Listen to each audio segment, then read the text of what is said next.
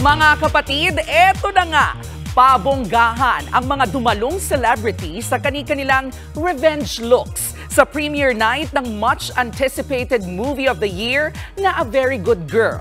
Pinagbibidahan yan ni Catherine Bernardo at Dolly De Leon. Live mula sa Mandaluyong, nasa frontline ng balitang yan si MJ Marfori. MJ, excited na ba ang ating mga kapatid dyan?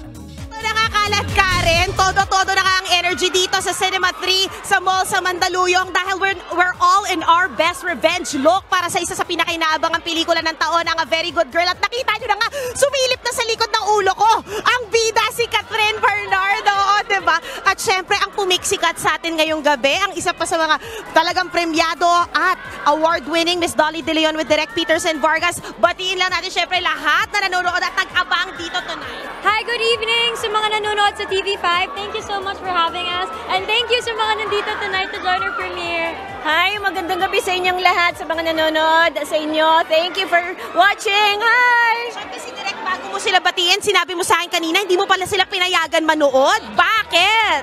Kasi gusto ko ma-experience sila yung film for the first time with everyone here sa premiere night para same energy lahat. Yeah. Actually, the energy is just fantastic na mukhang aabot to hanggang Nigeria, balita ko. Diba? How did you feel that besides po no, na ipapalabas bukas sa Pilipinas ang A Very Good Girl, ipapalabas din ito syempre sa iba pang mga territories, na-memorize nyo ba kung saan-saan yan, Miss Dolly? Si Miss Dima, Alam ko, Canada, USA, Guam, New Zealand, may ganon, may Middle East, Hong Kong, Singapore, Australia. Yes. Yun, marami. Yeah. So, nakaka-proud kasi aabot na tayo sa ibang bansa. Hindi na tayo stuck sa Pilipinas.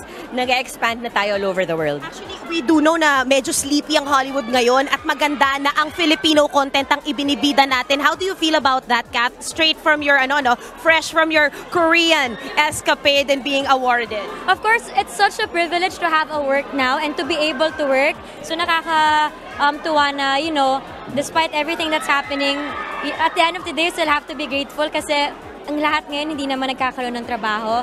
And para mapalabas siya abroad, it's something very exciting for us, for Star Cinema, and for ABS-CBN in general. So yeah, nakaka-proud.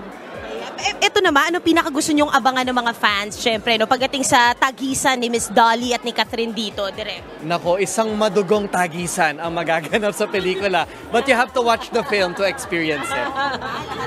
And of course, last but not the least, your takeaways, syempre, for the fans after they watch tonight.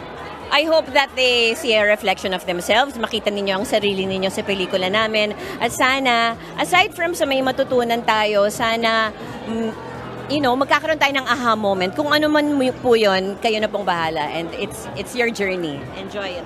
For me, maybe sana i-discuss nila to with their friends and family after watching it. Kasi pwedeng iba-iba yung mga interpretation nyo.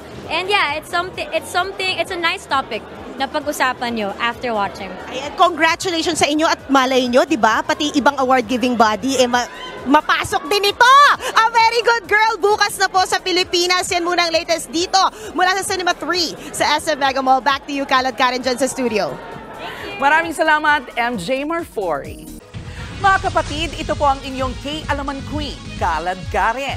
Always remember na ang K-Alaman ay K-Yamanan. Kaya para sa latest showbiz news at dagdag impormasyon, mag-follow at mag-subscribe sa social media pages ng News 5. Okay?